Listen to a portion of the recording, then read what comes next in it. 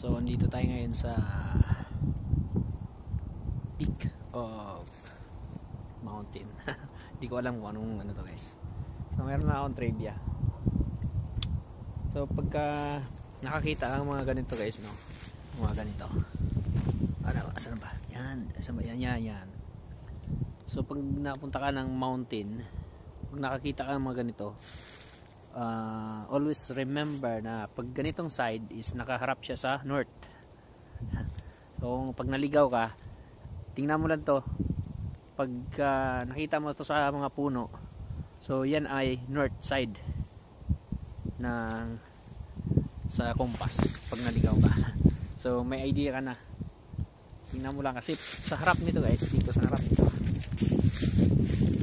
So wala siyang ano, di ba? Oh, yan.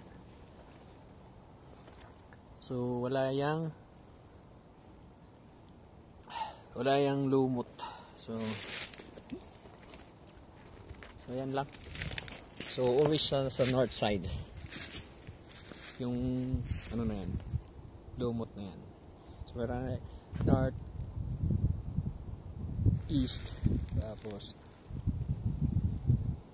south at saka southwest, east. Ano ba? Freak. Kalimutan ko na. Northeast, south, so north south pala.